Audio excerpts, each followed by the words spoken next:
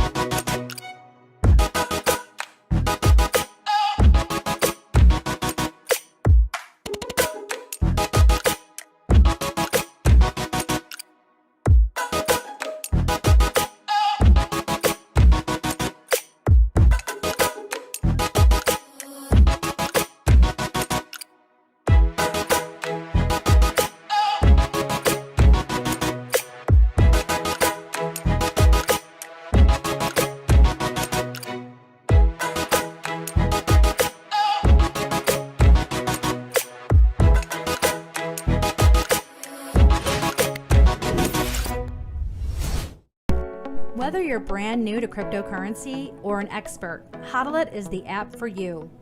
Are you tired of dealing with the exchanges, their unreliability, and high fees? Welcome to the new cryptocurrency standard. Hodl is your one-stop shop for accumulating cryptocurrencies like Bitcoin, Ethereum, and Litecoin. This is the easiest way for you to accumulate crypto and manage it. Download the Hodl app now. Create your profile, link one or more bank accounts, set up your dashboard, and let Hodl do the rest. It's easy and fast. Hodl provides multiple ways to purchase and accumulate crypto. Included are advanced automated buying features along with direct market buys.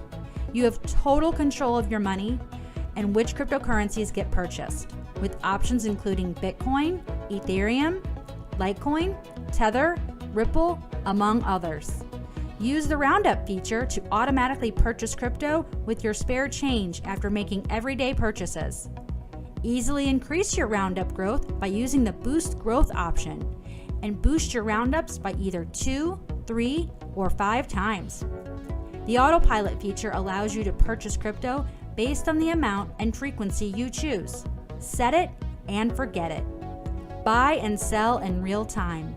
The coins you buy are the coins you get. Hodl holds 100% true blockchain purchases. No downtime. Super secure. Lower fees, and you get 24/7 support. Hodl makes it easy for you to create and manage a diversified cryptocurrency portfolio. Look forward to future enhancements coming soon, as well as additional cryptocurrency options. Download the Hodl app today and get started now.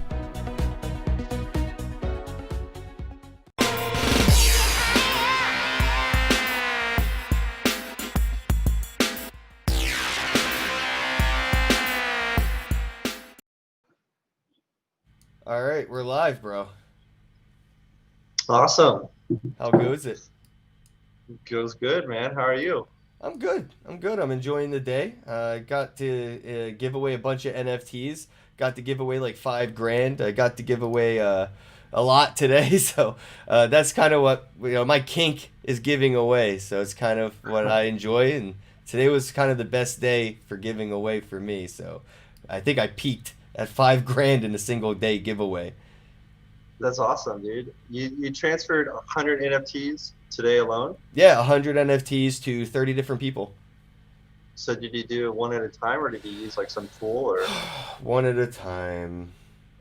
Yeah. Dude, my finger hurts from all the clicking. So many clicks, bro. So many clicks to get to the center of a NFT pop. 100 is not that bad though, man. I had a conference. I made 250, and I had to transfer 250. It wasn't to different addresses though, so I was lucky. It was the same address. It was like to the conference address. And you can batch transact those, right? No, well, I didn't at the time. I should have, but I didn't. I just went on Etherscan and I just popped out, because on Etherscan you could just spam it, right? So I just changed the token ID, spam it, token ID, spam it, and then they'd all stack up. So it didn't take too long. It took like 30 minutes. Oh, okay. But yeah, it took me an hour and a half. Yeah, I bet. It was like copy and paste the address. Yeah, it was a lot, man. It was definitely too much work for what I was prepared for. I was like, well, this was a dumb idea. If I had a time machine, I would say, Ken, maybe don't do this. It's going to consume you. What was the NFT?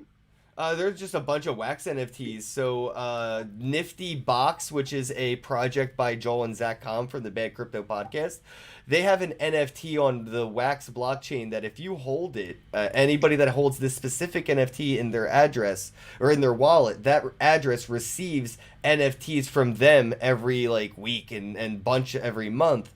And what I did was I actually bought 2 of their memberships and then I sharded it so multiple people could have a percentage stake in the chance of getting one of those airdrops that the original Nifty Box drops. So they have these subscriptions and I created memberships under the subscriptions so people have a shared a lot of the chance to get something.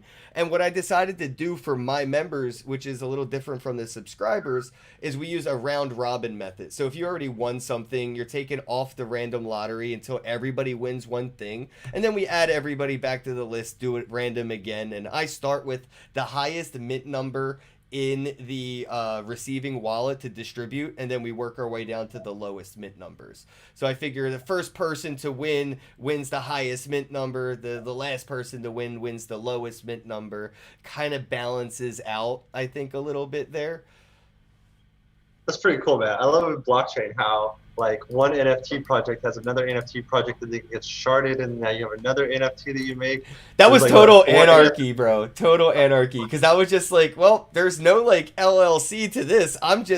It's my word, and if I get hit by a bus, that NFT membership is done. Dead in the water. It means nothing. Yeah, that's true. I mean, I think that's kind of the case for a lot of, NFT artists, is that you have a situation where if they do get hit by a bus, maybe it'll be almost like what we see in traditional art world, where their NFTs get really expensive because they're dead.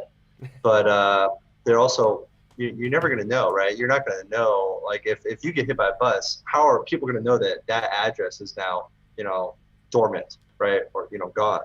I don't think your family is going to go on and update everyone on your NFTs. So hopefully somebody will see the obituary and update my audience on the situation, and they won't think I did a rug pull. But even though that will be in the back of everyone's mind, right? And even if I did get hit by a bus, they'd be like, he faked it. That's his exit strategy. Yeah. Yeah, you're living in India right now, aren't you? You died of a Crohn's disease. Yeah, exactly, bro. You get it. See, the conspiracy's already started. I'm still alive. Wait till I'm dead. Yeah, I'm watching, dude. I'm gonna make an NFT to tokenize this idea, and then I'll transfer it. You can't take the idea. You couldn't afford it. If I tried to do what I did today on Wax, I'd have to be a fucking millionaire. Or Ethereum with the gas fees. I would, you know how much money it would cost, even if the transactions are cheap, to send 100 NFTs to 100 different people in 100 different transactions. It doesn't cost that much. It costs maybe $5 a transaction, so about $500. And that's also if it's a different addresses. If you can batch it up, or if you really want to save money, you can write a contract that can do about 30 to 40 transfers per transaction to different addresses. Huh. So you could like OpenSea has a way for you to transfer like batch transfer, and you Yeah, can I've transfer seen like that. 40 tokens. But if you all you have to do is change the contract just slightly to take different addresses. Why do I have So to that do way, it? Why did somebody already do this for me? Why isn't it already just a default feature option in a wallet somewhere? it should be, right? But a lot of wallets like MetaMask still doesn't like have support for 721s. You know that? Like in the browser. And on the mobile it's great, but on the browser, yeah, which I don't get. Why does mobile get NFTs but the browser doesn't? Because But Chrome's probably a bitch. I'm not defending them, but you have to realize they're you know, fighting an uphill battle with that Chrome right now. how? I mean, because they just pushed their update for swaps, so like they can update it. So why can't they update? I bet every update is like a 90-day political procedure on the back end that we don't see between them and Maybe. Chrome with the App Store. Because I mean, Chrome really tightened the hatches down on what plugins they allow on the browser extension now, due to like a lot of like background mining, resource sniffing, and data logging, key logging, X, Y, and Z logging plugins that were just spamming their ecosystem. So like I think it just maybe because it got a little harder with that, maybe because they did the mobile wallet you said is great. The only reason I think that's slowing them down is probably the browser. Man, you know how scary it would be if MetaMask got removed from the Chrome store, like legit removed. Like the price of ETH would like plummet. And like Wow, what you would people think do? it's that you think MetaMask is that like important to the value of Ethereum? Yeah, I mean most definitely because you got to think every DeFi app, every dApp period, MetaMask is the way the main function of interacting with that dApp. You don't think that There's those alternative. communities would have the alternative browsers though? They would just opt out of Chrome and opt into Brave, and we'd see MetaMask on Brave the next day. That's true. You can get MetaMask on Brave now, and a lot of people already use Brave in crypto already. A ton of our users are like Mintable. They use it, Brave and Chrome, and then of course there's the people that are on Macs, and they mostly they don't use Brave as much. But you would be able to do that, although it's still really hard to convert. There's still people using Internet Explorer. Yeah, It's that like is 2020. true. So it's not, you can't just say, oh well, all the million people that use MetaMask monthly, you guys just get on Brave. It's just not going to happen. You might get maybe 100,000 of them, but you're still going to lose a lot of people. And then when those dApps like don't have their main, they're all going to break, right? Like if MetaMask it won't break it, but it's going to rely on like third-party things like Fortmatic, Portis, Wallet Connect if you're going to use a mobile wallet. Wallet Connect's really, really good though. I think Wallet Connect should be like the main, kind of the main way that people interact with dApps. And it's actually really cool because it's kind of taking off to be that way right now. Like when you go to, it's got a lot of support, and a lot of places like just have Wallet Connect because it covers so many different use cases. Like I can use MetaMask, I can use Trust Wallet, I can use Coinbase Wallet, Rainbow.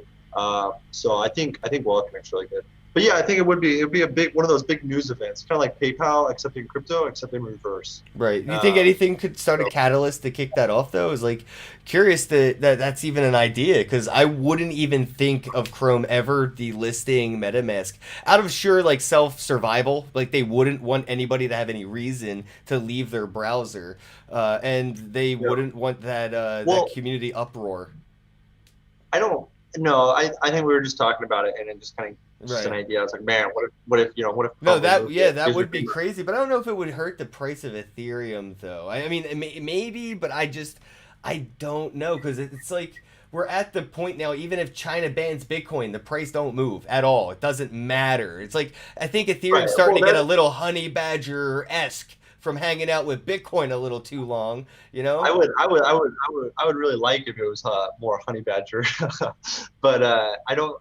I think with the China thing, we've just seen it so many times. That's why no one cares about that anymore. You know, if we have like the UK or like America bans Bitcoin, then it'd be the same thing as when China first banned Bitcoin. We'd see a massive like sell off. But I I don't think think so. If America bans Bitcoin, that is where I think we see $1 million Bitcoin overnight. I don't. No, You know how no way. how many companies and how many people will be stuck with their Bitcoin? They won't be able to sell. They'll be permanent hodlers until the day comes that they can. No, they won't. They'll just like transfer it to like a shell company Do you or know how I cheap mean, heroin's going to be in Oregon now that it's legal? Do you know like that legalizing heroin just no, really hurt the no. value of heroin? It didn't make it more expensive. It made it cheaper. When you say heroin's illegal, heroin stock go up. Bitcoin is like heroin, bro. You make it illegal, it go up. Like maybe Bitcoin's like heroin because once I found it, I couldn't get off of it. That's the only comparison I can So have. Is you got any more of those satoshis, bro?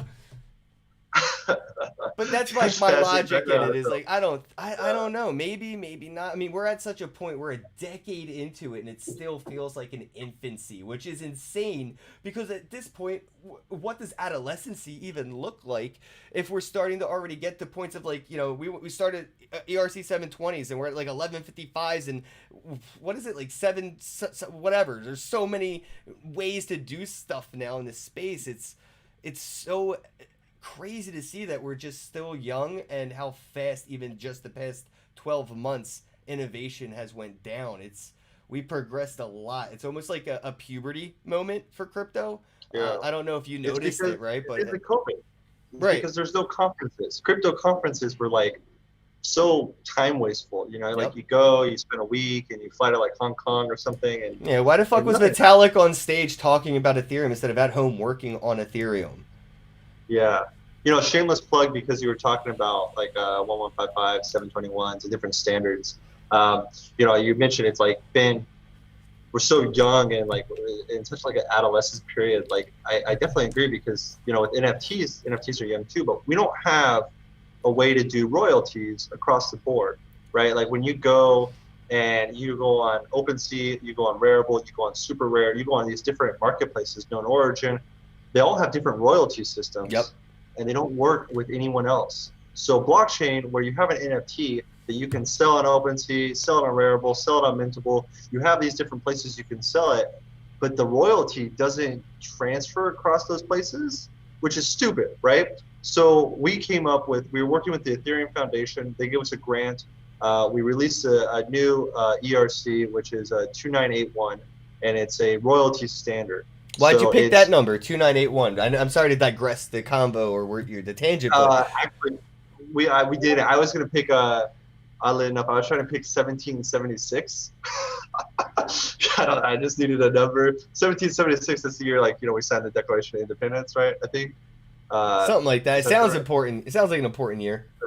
But that was taken, and so the next number chronologically was 2981. Okay. So they just picked it for us. Yeah, we didn't get a say in it. Honestly, that number kind of sucks. Like, you know, ERC 20 is like easy. You know, you're like, oh, it's ERC 20. But this like ERC 2981. But anyways, so it's an easy way for you to have a royalty standard on any NFT, or it doesn't have to be an NFT either. It could be really any token. And anytime it's sold, it's really easy for a marketplace to be able to get the royalty information and then pay the royalties to the creator. And so right now it's been proposed. We're working on doing some changes from the community, and then hopefully it'll get finalized and get approved. And then we already have one marketplace. We have Mintable that's supporting it, and then we have another marketplace that's really well known. We're talking about them. They're actually going to be a collaborator on the ERC, and they're going to come in, and then hopefully they will also use it in their marketplace. But they have a really unique use case. You They keep have saying they without giving me their name. Is it because you can't tell us because who? It's not official yet. We're waiting. We'll do an announcement. I don't want to say anything. It's just that it's very well known. It's one of those four that I mentioned earlier. So once they come on, we have Mintable support.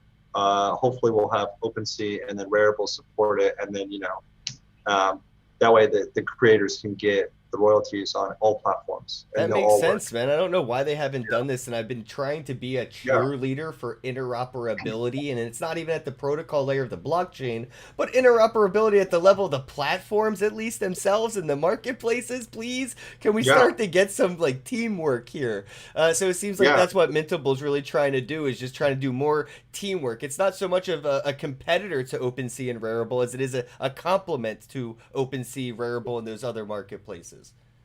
Right. Yeah. When our launch at the end of the month comes out, a lot of people are going to see that, like, maybe you don't like the marketplace, and maybe you like OpenSea, right? Or maybe you like Rarible, but you'll probably use Mintable to make your NFTs, because one, they automatically work on every marketplace, right? That's NFTs, how they work.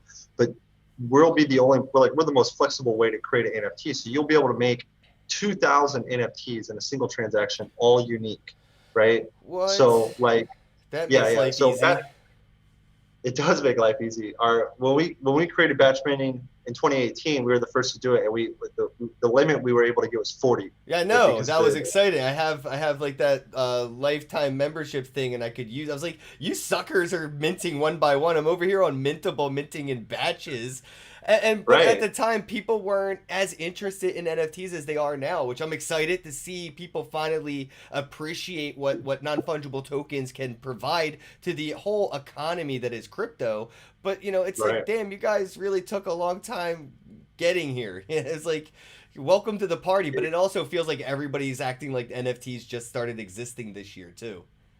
Right. I think, like, you were one of the first creators to use Mintable, because like our email, when you sign up on Mintable, we send you like an email like, hey, welcome to Mintable, here's what you can do, right? Your NFTs are in that email, and we made that email like within like the first month or two, right? Maybe like 3 months after we launched. So like you were one of the first creators. That was like 2018, and and that's it right there. I got an award for that, dude, in New York. They presented me on stage, bro, for coming up with the concept of a NFT business card and how I provided utility to my business card. Hey, you better share that award with me, because I remember telling you about that business card idea. I was like, hey, this is what you could do. You should make a business card. Give me that award. Send me half of that NFT. No, you're right. Cool, we need to put it in a contract or in a wallet with us. We could have a multi-sig. Yeah, multi-sig wallet. Fuck yeah, man. Just to share the award.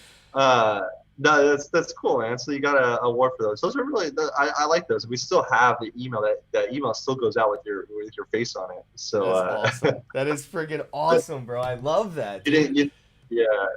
It got expensive though. I can't lie. It started to feel like every time I wanted to give somebody a business card, I was paying $5 to make a new friend, and it started to make me actually go more towards the Wax blockchain and away from the Ethereum blockchain, just due to the fees. But that was just for my needs, how I interacted with NFTs, and that's, I think, is going to be really beautiful to see, like the way interoperability is going to be moving forward, where, like you mentioned with Mintable, being able to, mint in batches on Mintable, but then interoperability lets you provide a way to market on OpenSea and Rarible and other places. I'm looking forward to seeing something along those lines with multiple blockchains as well. Not just Wax or Ethereum, but I've even seen people doing NFTs on Digibyte. Have you seen that, dude? That's insane. I haven't seen that. No, and Digibyte's like so old. Right, right. And they got NFTs now, and they're like default wallets. It's so crazy. I'm so proud of them. We actually support two blockchains. We have a Zilliqa version on the Zilliqa blockchain. Zilliqa is like it's a sharding blockchain, so it's a POS, system, and it has smart contracts. And that went live a few months ago, and that was like the first iteration of our version 2 with the full marketplace. They didn't have NFTs. We created the NFT standard for them. We're the first NFT marketplace for them.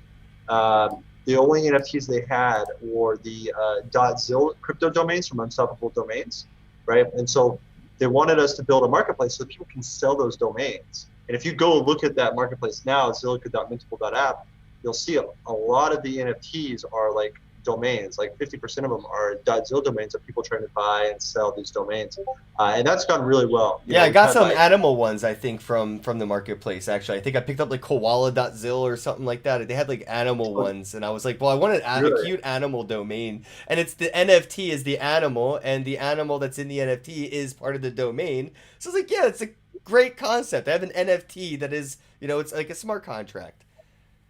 Yeah, yeah, and the NFT is it's just like ENS domain, it's just on Zil, See, this is the and thing I wanted to talk about a little bit. We don't have enough words in our vernacular to really describe the differences of the technologies that are popping up so quickly. To explain a little bit, like we have NFTs.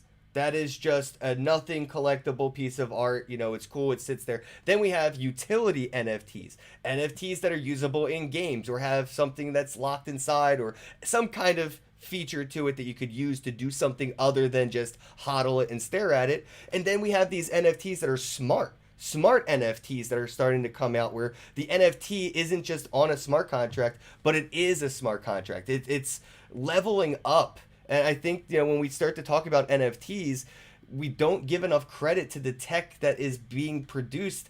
We're just like, Bitcoin is digital gold. It's really holding down Bitcoin in that, description because Bitcoin is so much more than that. And NFTs are so much more than ERC20s now. I think we should start to work on new words, new verbiage, and new vernaculars like NFT, utility NFT, smart NFT, DAO NFT. I like that. That's actually we're calling our voting NFT is the voting NFT. It's for our DAO. It's not a DAO. We have our DAO, and then we have the voting NFT that's used on the DAO, right? So they talk to each other. But yeah, I like that.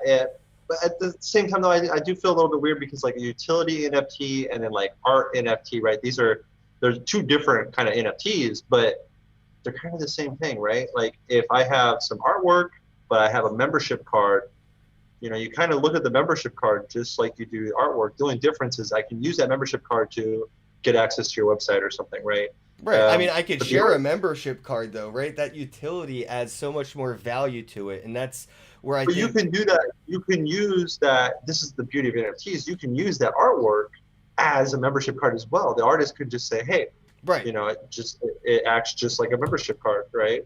Um, But that's the and difference, though, right? That's why we need to know, hey, is this just an NFT or is this a utility NFT? I don't know. And the fact that I have to go digging down a rabbit hole just to find out that the artist does provide some kind of a utility.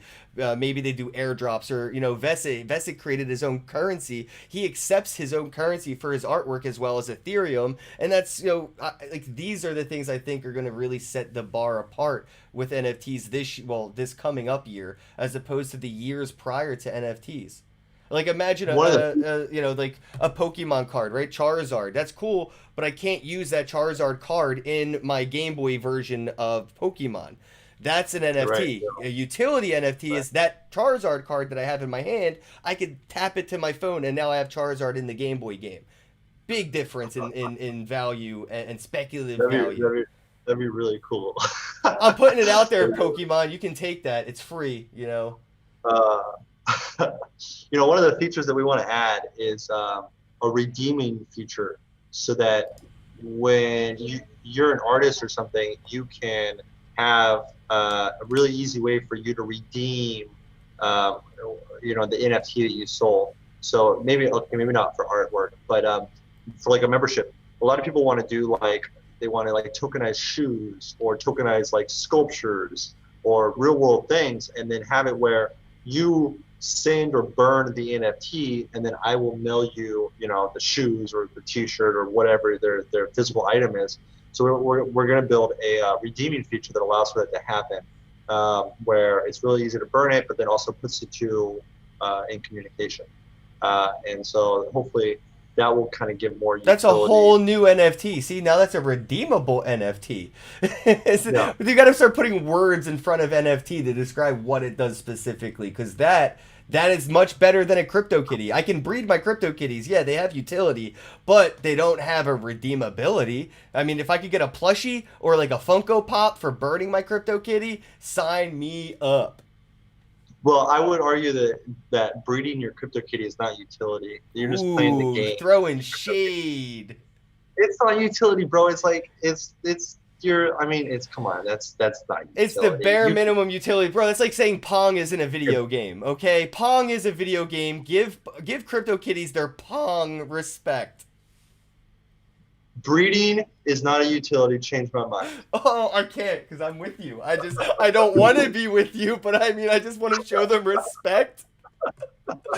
Uh, no, it's okay. It's whatever. It's a game function, is what Right. it is. It's more than But just yeah, you're saying right. you have a 1 of 7 and it just sits there and you can't do anything but just say it's scarce. Right. And if you want to throw names in front of NFTs now, when our launch happens, these are all the names of different NFTs that are going to be that Mintable is basically like unlocking for the ecosystem.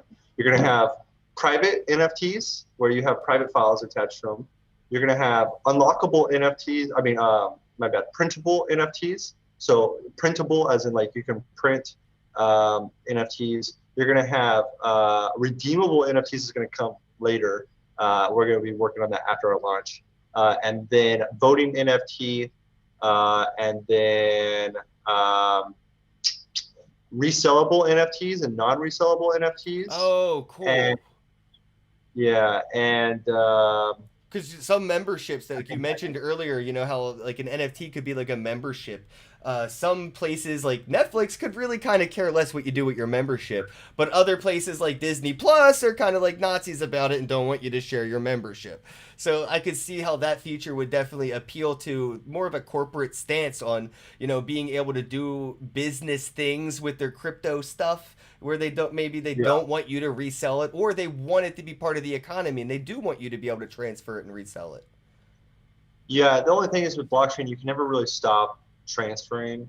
That's Like only with the you can, Ethereum blockchain, bro. With Wax blockchain, I can definitely guarantee you can't send it anywhere unless you transfer Maybe. the whole address to somebody. that's what I'm saying. It's like there's always you can do the same on Ethereum where you can make it where you can't transfer the token, but they can always transfer their wallet. They can always do some way to circumvent that, right? So yeah, it's not foolproof. Same for copyright, right? You know. Well, this is the same problem Fortnite faces, right? The Fortnite skins, people can't transfer them secondary market, but what they can do is they can sell their Fortnite account, login, email, password, and there you go. You could have my non-transferable Fortnite skins. Yeah. Right.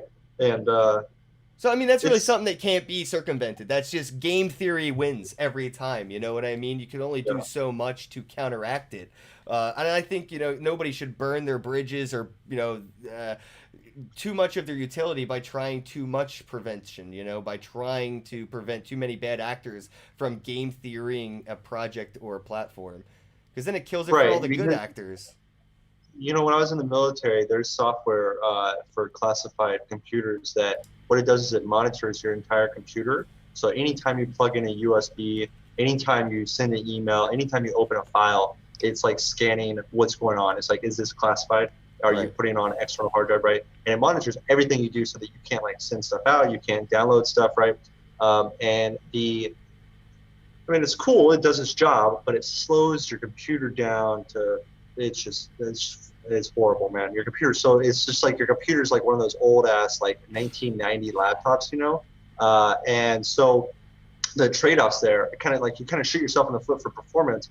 And I think the same thing with crypto. When you try to lock down your item or to make it where you can't do this or you can't do that, and you're really draconian with what you're doing, you actually lose adoption. You lose, users and the ability for them to say, oh, I really like this project. And you also lose some other things, like for example, if you look at like cryptograph, really good idea. But one of the problems is like their system for like transferring a token and having a fee on every transfer to kind of to keep this price point. was just kind of done badly, and so like you couldn't sell them on OpenSea in the beginning. I don't know if you can now or not. I think you can, but it took like custom work from OpenSea to get it because it's a completely different kind of NFT. I don't even know if it follows the 721 standard because they were trying to be like so strict with their policy, and it just kind of shot themselves in the foot. Um, and so like that kind of goes with the private files. So on Mintable, you'll be able to take any file and you can upload that, and only the person who has the NFT in their wallet can access that file, can download that file. So for artwork, And then I guess they could share that file after that, though, unfortunately. right, and so that's the thing, is like there's no way to stop that. Like literally, that's what DRM is, right? Digital rights management for Yep. like video games and stuff.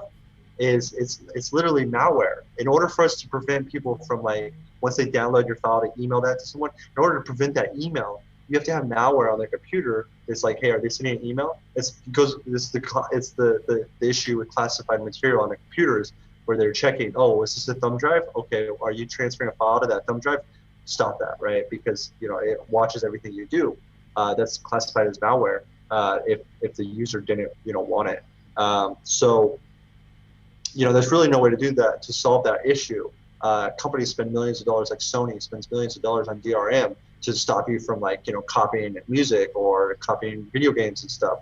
But I think this is the draconian aspect where you don't need it. If we made it where you had to download malware on your computer in order to download the private file from the NFT, no one's going to do that, right? Even though we wouldn't say it's malware, but that's technically what it is, right? Because it watches everything you do. Some software, right? No one would do that. And so instead, it solves this problem of you're an artist and you want to sell a 4K high resolution painting that you made. But the thing is you don't want people to copy and paste it. You don't want people to see it unless they've purchased your NFT. So what do? You take a low resolution version, put a watermark on it. That's the public image that everyone sees on the NFT. When they buy your NFT, they now can download the high resolution version. They can download a zip file that has every layer of your image. They can download folders that have video versions, GIF formats, SVG, like everything, right? You can literally attach any file to an NFT now. So you can have like a full-length movie. Okay. You can have a zip file that has we can take Mintable itself, because it's an app, put it in a zip file, and I can sell you an NFT that is like a white label version of an NFT marketplace. And then you can put that on your own server and we can transfer the copyright. Right? The thing is That's insane, bro. Hold on, dude. You have to appreciate how crazy that would be. That's next level. Having my NFT within itself have the way to build its own marketplace out. So if anything were to happen to Mintable, the NFT has the tech inside of it to keep the marketplaces going. Right, exactly. And there's our limit for if you go to other places, there's only one other place that has unlockable files. Right. Well, Rarible has this system where I was gonna get into that. I wanted to see can you differentiate Mintable from Rarible, even though you mentioned earlier that you could have interoperability with Mintable to Rarible. Where do the differences really stand out, and then how does the interoperability work with the differences in mind? Well, okay, first I'll do how interoperability works, like how it's similar, right? So with NFTs, it's on the blockchain. So it's just like, an ERC20. So I can go on Binance, I can go on Coinbase, I can go on, any exchange of my ERC20, right? You just send it over. And that's how the interoperability works. It's the same with NFTs. If you create your NFTs on Mintable, they're automatically added to OpenSea, which means that you can also add them on Rarible, sell them on Rarible, right? They'll appear in your wallet. Same for anything made on Rarible or anything made on OpenSea. You can sell it on Mintable. That's the interoperability, right? But in the ways that we're different, there's a ton of ways that we're different, man. And well, I mean, you launched your own, NFT smart contract. That's huge, man. I mean, congratulations, and I want to, really I don't know. I don't know why mainstream doesn't cover when things like this happen. You know what I mean? It's like, why isn't, Cointelegraph and Coindesk and everybody oh my God, there's a whole new ERC20 out, or an NFT, what is it, 2981 you said, right? Well, the 2981 is just the royalty standard. I think, were you talking about the DAO that The we DAO, launched? yeah, that's what I was. I'm sorry, yeah, yeah. Yeah. And so like that's, that came from a few things like, uh, one, we wanted to do a DAO because we wanted to make Mintable like decentralized, right? And we wanted to have a way that the people that are using the platform, because we have like thousands of users, right? And we wanted to have a way for them to be able to say what features we're going to add. We're doing this really cool thing with the voting system where you get basically half of what you would get if you buy from a random person, and this is to combat wash trading. But Oh, that's a good point. you get the full amount if you buy from a approved Right. artist, basically. So like say CryptoKitties, right? We would approve their contract, and anytime you trade a CryptoKitty, you get the full amount of votes. But anytime you trade a random contract made on Rarible or whatever, you're only going to get half, and that's because wash trading, right?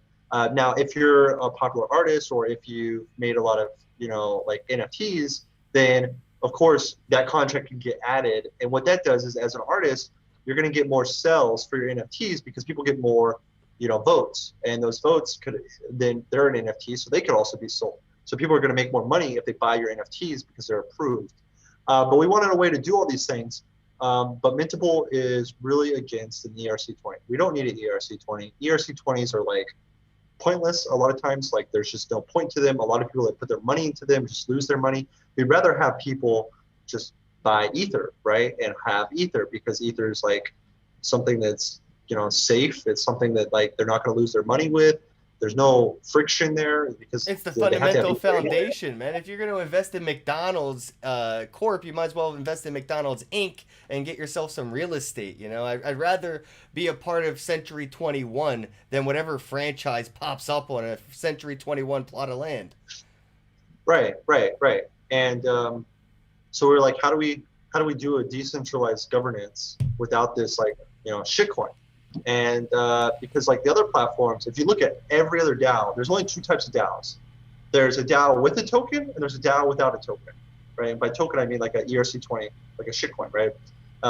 So there is no DAO that has NFTs. And I was like, well, we're an NFT platform. It makes sense for us to have an NFT DAO. So I started looking at all the DAO smart contracts, and I started, Moloch, Compound, Uniswap's DAO.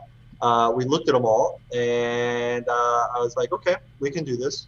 So I wrote up the DAO smart contract, and that was kind of it. It was like, okay, this is going to work. There's a few problems here and there that we need to address, but it worked out. And when I was doing it, I was actually looking to see like how Rarible does their DAO, right? And you know what I found out? It's not a DAO. Yeah, there's no DAO. Right. There's no smart contract DAO. They're voting using a website where it basically just says it's called Snapshot. It just says, oh, you have 1 million tokens. Okay, that counts as like 1 million votes. But there's no DAO. And they've already voted, I think, on like 2 proposals. Yep. But there's no DAO smart contract at all. So it's like it's kind of, I don't want to say it's a scam, but it's like fake, right? Right. Like, it's a fake DAO. It's an artificial DAO.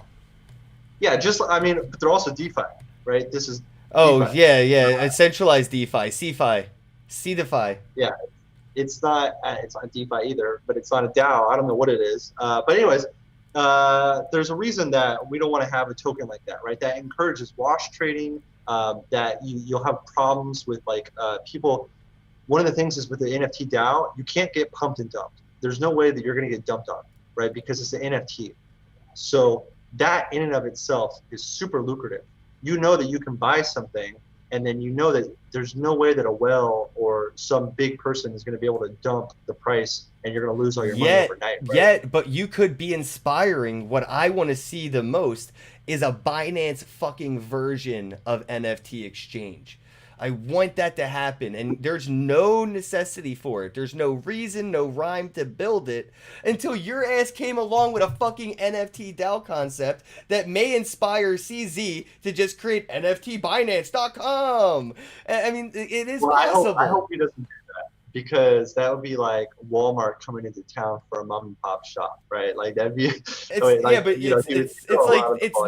It's not worthwhile yet and now, but it does make sense with an NFT DAO. That rhymed.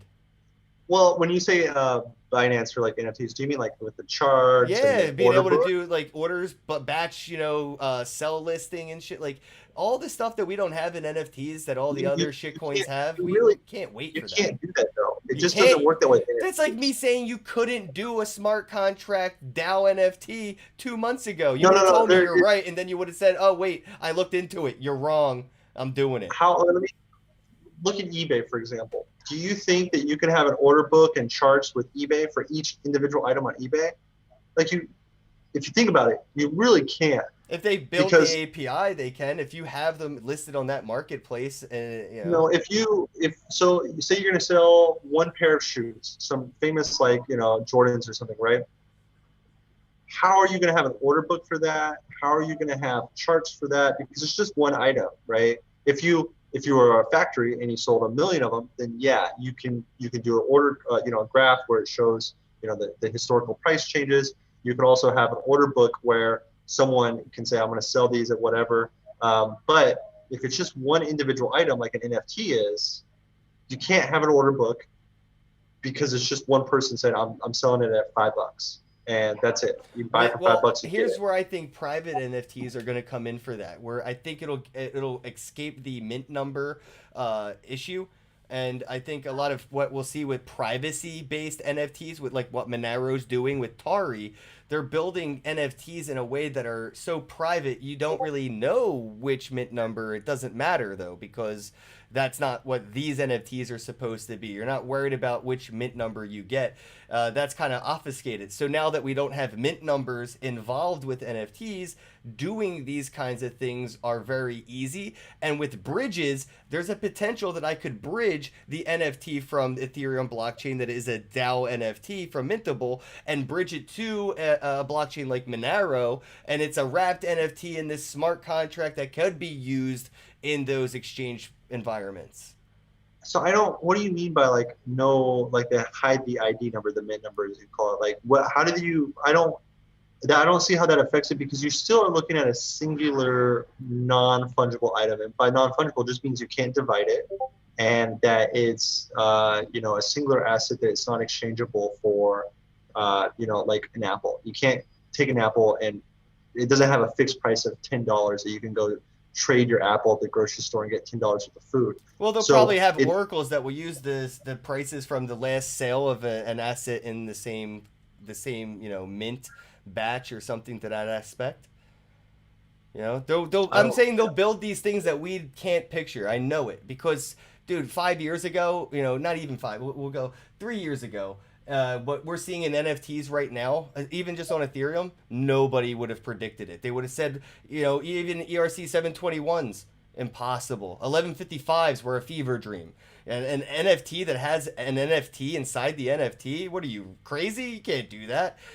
I'm just saying, like, a lot of the stuff that comes down the line has to do with inspiration.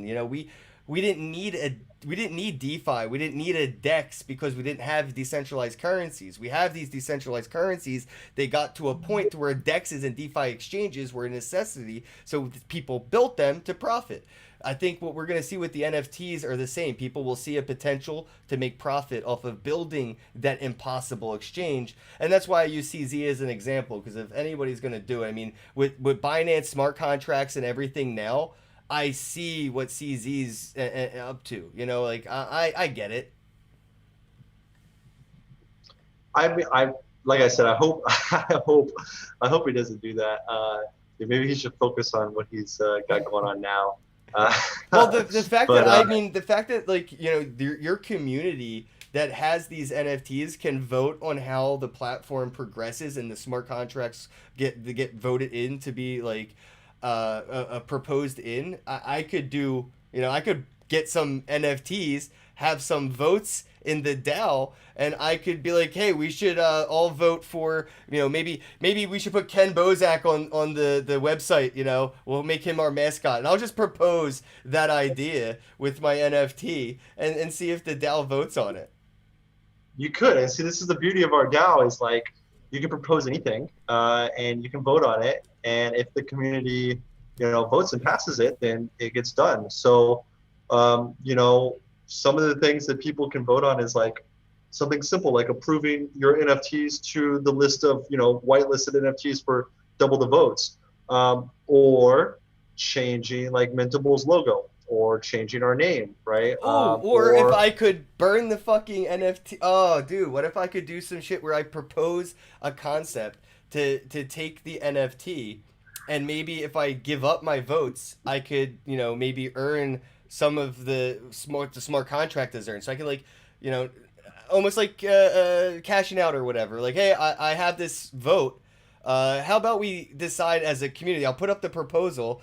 What if we take our votes and decide to, give them a utility? If we burn it and cash out, the power that we have in the DAO, maybe we could get a little bit of what the smart contracts have earned while we were here, supporting the platform.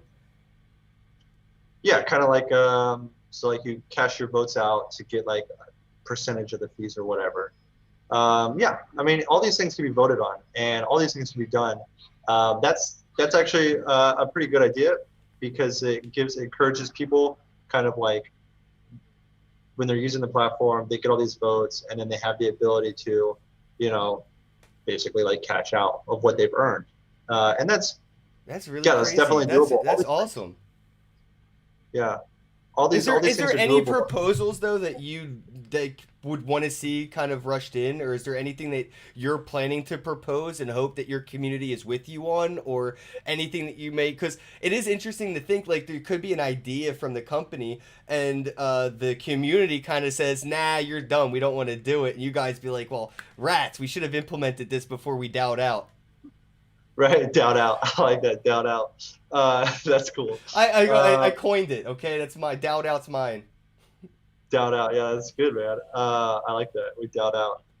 But no, I don't know if we're gonna propose anything right off the bat. I think we could, but one of the things is we also need to wait until there's a certain threshold of votes out circulating before we can even reach quorum.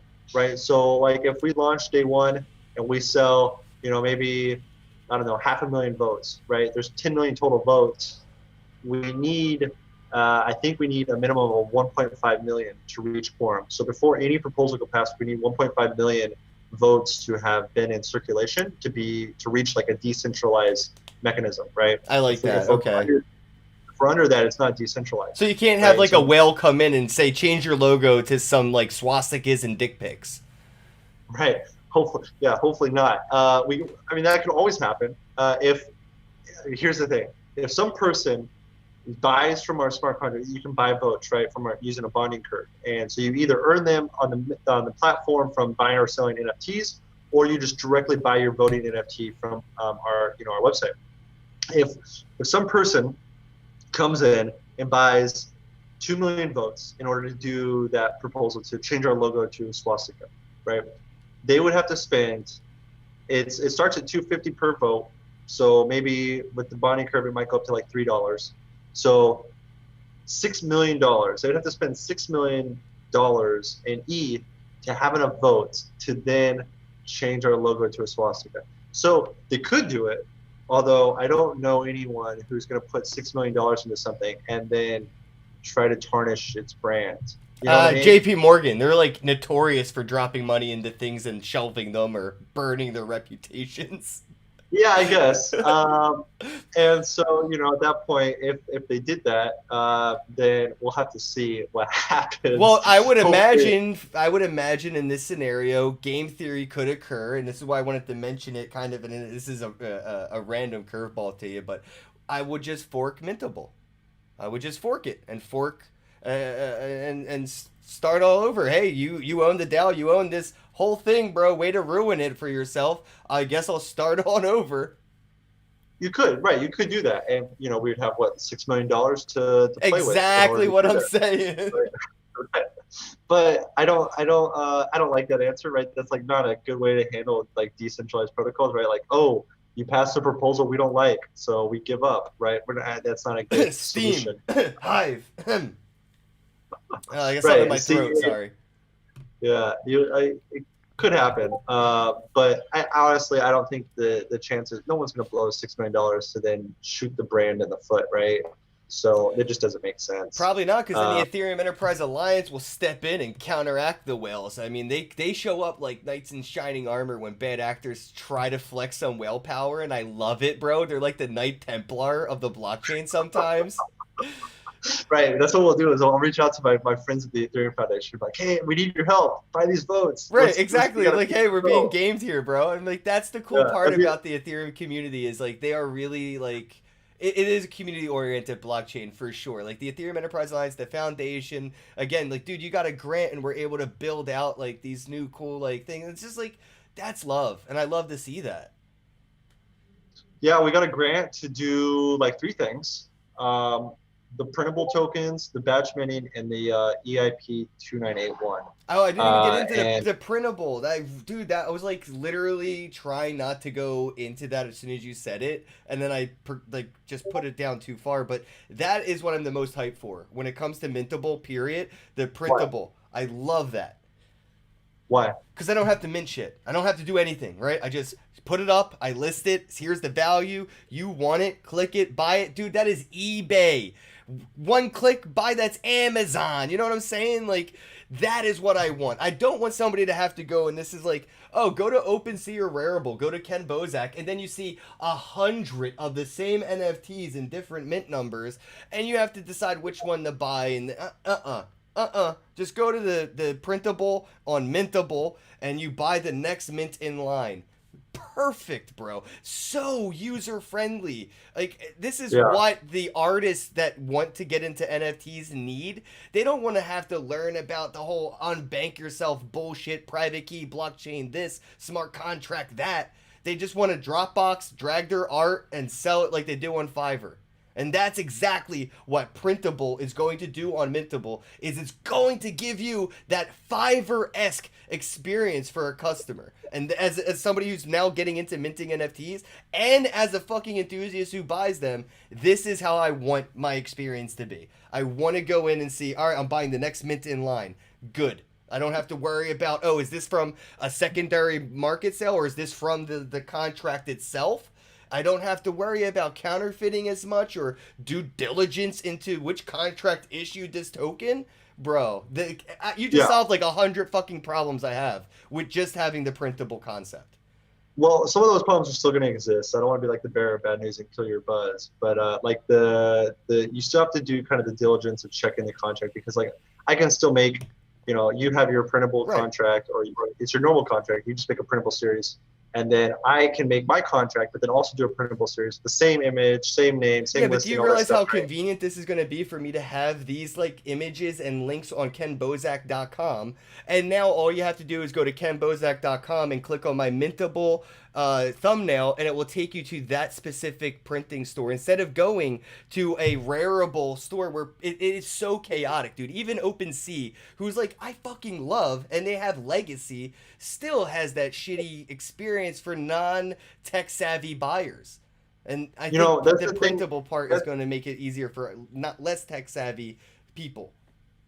That's like the number one thing that we've been focusing on is like the UI, because so NFTs, when you buy NFTs, it's an e-commerce transaction. It's e-commerce, right? It's just like when you're going on some, fashion store online or some like knick-knack store where you're buying like some random stuff. You browse through, you click, I'm gonna splurge on this, right? I'm gonna buy this artwork for $50, right? It's an NFT it's an e-commerce transaction when you buy an NFT. But when you go on OpenSea or you go on Rarible, it's like the worst e-commerce store you've ever seen. It's like if you went on Amazon and all they show you is the picture and the price, and that's it. Like, yeah, what am I buying? What does it do? Yeah, and then when you go to it, the description is the same description for every item in the smart contract. It's like CryptoKitties is an online game that pioneered NFTs. It's like, cool, there's a million different CryptoKitties on here, and they all share the same description. The only thing that's different is the image and the attributes of like brown fur, blue fur, stripes, whatever, right?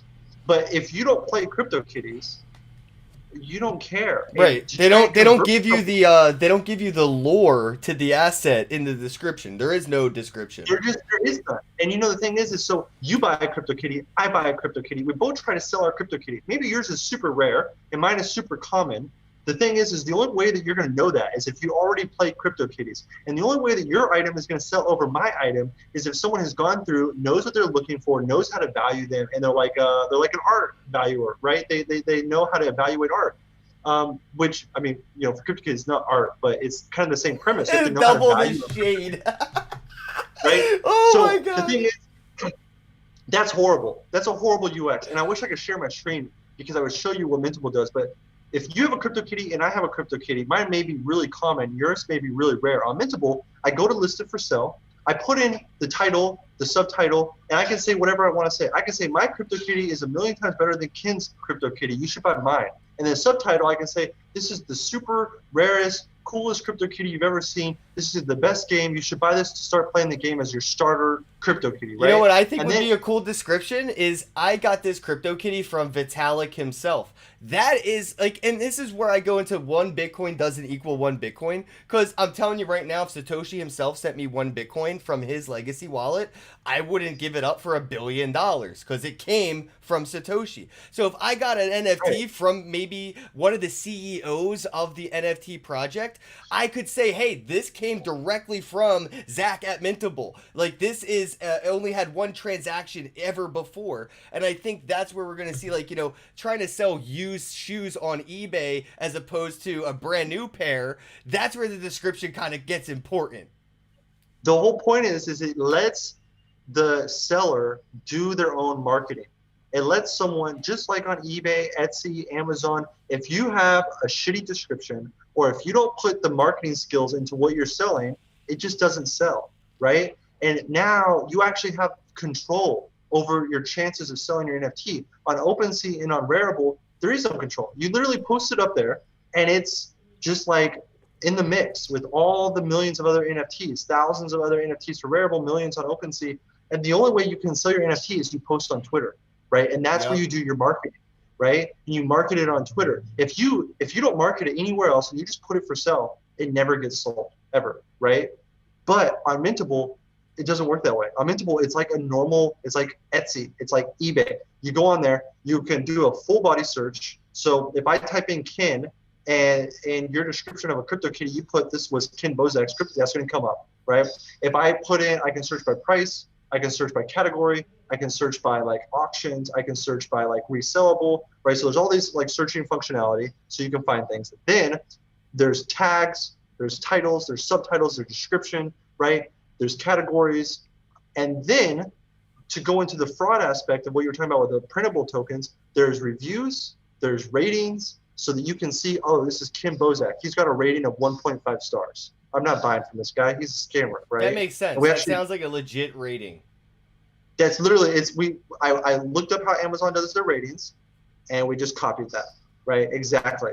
Like the review style is the same, the rating calculations are the same. Is it on the blockchain? I'm curious. Are like the reviews on the blockchain?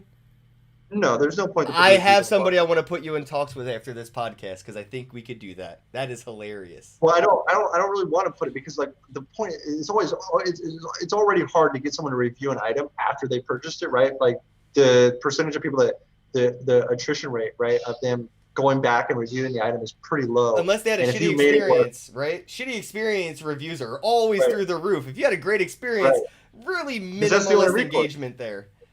Right, and so we don't want to put it on the blockchain because I don't want to put a transaction on it where, oh, you leave a review, you got to pay a $2 fee or whatever. Like that's dumb. Oh no, this is very free, bro, and it's on the blockchain. That's why I say I want to get you in talks. I'm not going to show them because I want you to talk to them, but I think it would be really cool. I think you'll like it. Yeah, that'd be really cool. And the thing is we do have mechanisms to prevent you from gaming the review system.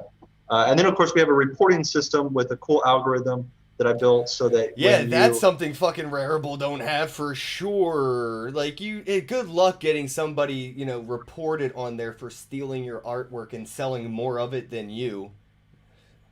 The thing is with Rarible is like there's so many problems with this, but yet I was talking to someone who was asking about Mintable and they made a political NFT like about the election and it got censored on Rarible. They removed it on Rarible. And I'm like, you have all this fake work and you're censoring shit about like politics. It doesn't make sense to me. Like we're not gonna we're not going to touch anything unless it's illegal. If it's stolen material, that's illegal. If it's like, child porn, that's illegal, right? If it's like hate crimes, that's illegal. But if it's not one of those three, it's not going to be touched, right? Like there's no reason for us to shoot ourselves in the foot and take down creators' work. If there's a lot of porn or something, then we'll add a not safe for work tag, right? And I was gonna get into that. Yeah, it's like right now that's kind of like the biggest thing in NFTs is subtly becoming not safe for work, non-fungible tokens. Which I called it. I'm telling you, dude, 2 years ago, I feel like we had this talk and I already said, the adult entertainment industry is going to fucking extremely abuse the NFT space. We had a porn star email me yesterday, wanted to talk about Mintable's version 2 launch and doing some NFTs for her community, accepting her token. So we won't be accepting any ERC20s. Like on OpenSea, you can pay with like Trash and like literally the token's called Trash, right? Yep. And DAI and all these other ERC20s and personal tokens. Thanks to Uniswap. Yeah, we're not gonna do that. So she asked if we can accept her token. I was like, no, we can't. But we can do this, and that. So it's just gonna be, Also the thing is on OpenSea, and I'm not sure about Rarible because I've actually never bought an NFT on Rarible. But on OpenSea, you have to use wrapped Ether, right? You don't pay with Ether, you pay with wrapped Ether. Yeah, I hate that. Right, which is another transaction. It's also confusing, right? It's like. It's weird. It's like I go to e-commerce website and I want to pay in USD, but they're like, first you got to convert to Canadian dollars. It's like, what? Yeah. So we don't do that either. We use straight Ether, and we did this for gas savings, so you don't have to submit a transaction. Everything we've done is for gas savings. So, for example, I'll just go through the list of all the things you do. To list an item for sale, like if it's a mintable smart contract, you only need one transaction to mint it, which could be 2,000 tokens, and then it's also listed for sale automatically, right? So you submit one transaction to create the NFT and to list that NFT for sale, right? If it's like a CryptoKitty and it's not from Mintable, you have to submit 2 transactions. One is just to approve it so that we can, approve it for us to be able to sell it, right? So that's 2 transactions. No. It's one. My bad. It's one. It's just the approval. Wow. Really? You just approve it, and then that's it, and then it's listed for sale.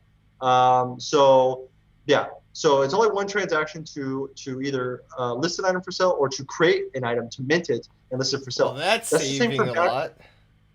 For batch minting, it's the same thing. If you mint 2,000 tokens, it's one transaction. You also list 2,000 tokens. It's just that one transaction. It's that's the it. same transaction. Okay.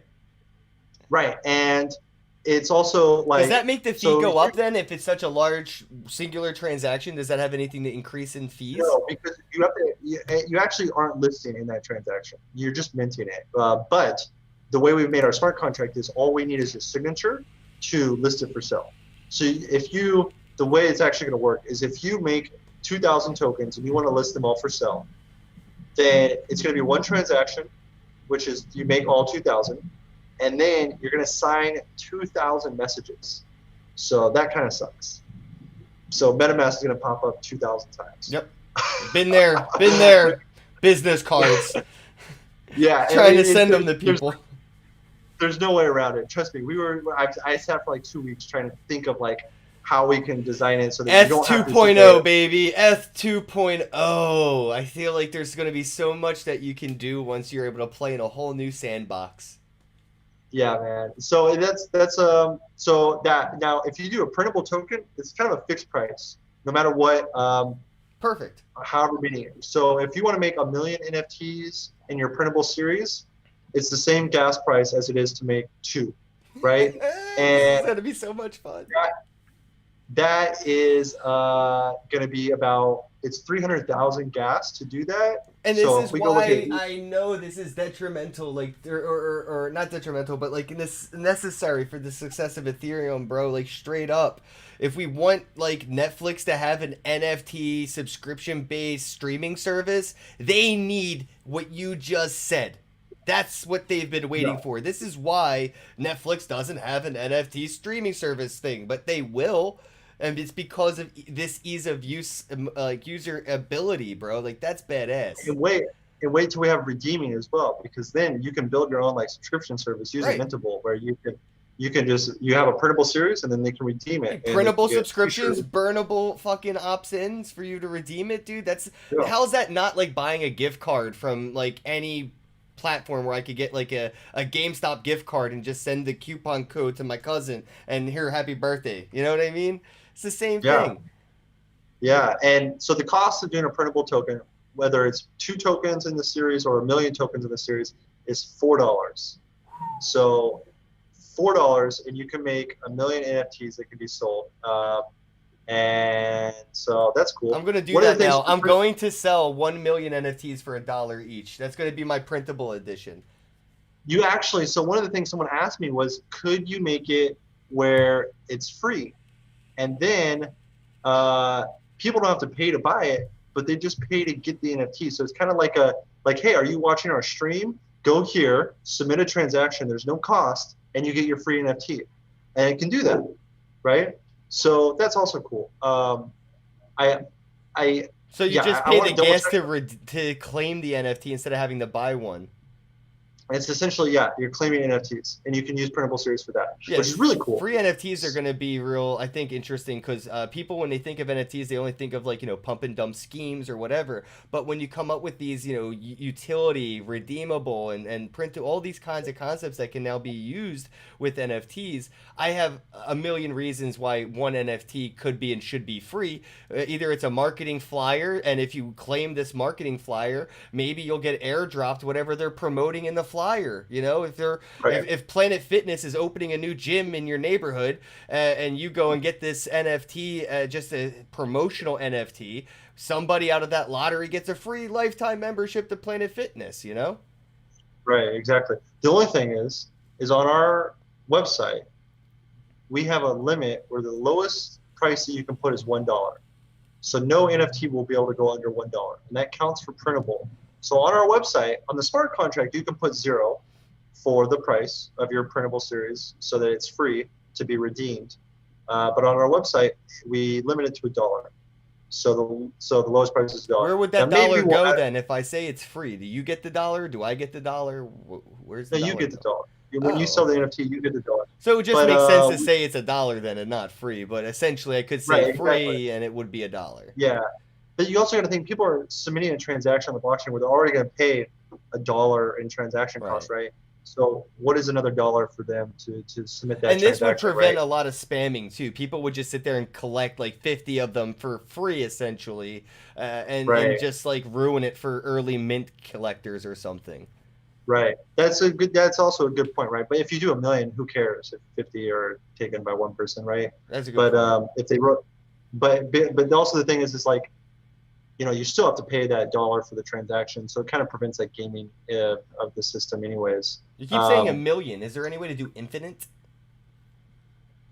No, you can't do infinite I because guess just smart add enough contract. zeros until it seems infinite.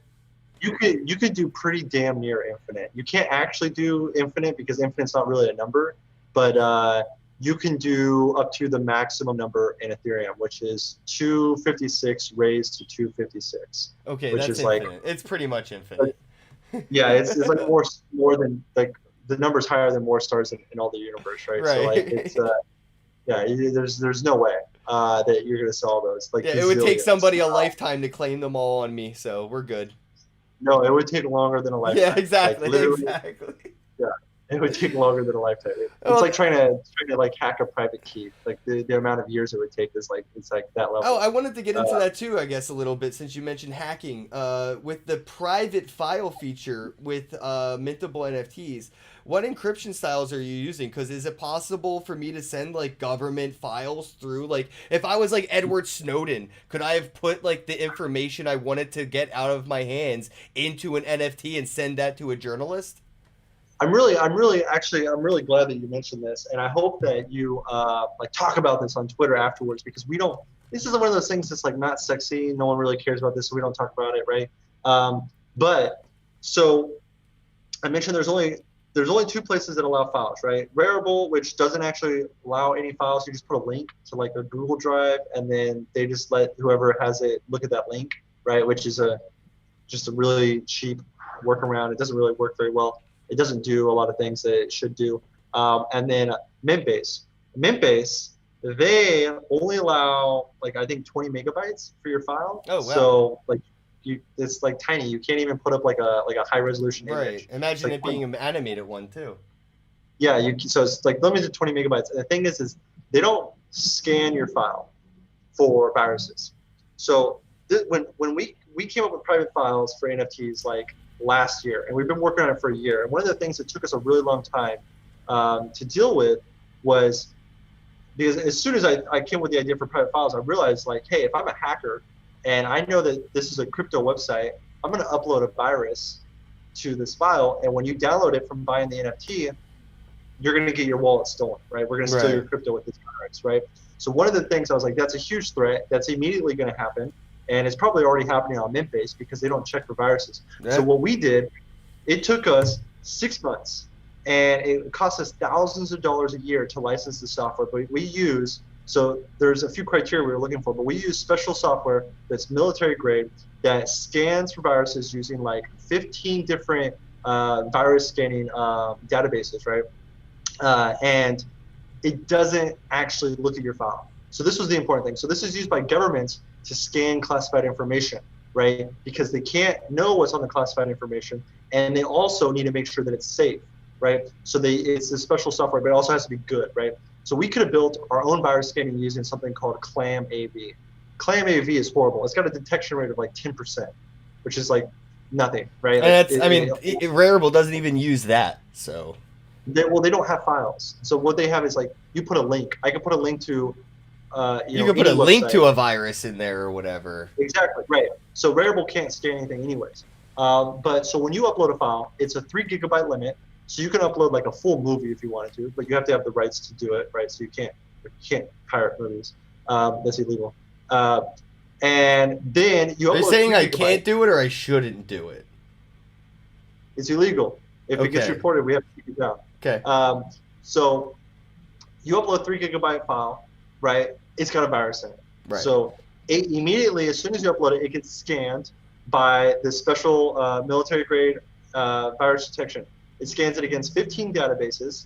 Then it doesn't look at the file, so it doesn't know what it is still. So everything's like private. And this is the thing is we don't have access to look at any of your files. It's double encrypted, and I'll get into that after this. So it scans it. It says, "Oh shit, there's a virus." Immediately, it's deleted. You can't proceed forward, right, with what you're doing, and no one's going to be able to access the file's deleted, so no one can download it. No one's at risk, right? So no one is going to lose their crypto using Mintable and downloading these files, which is really important.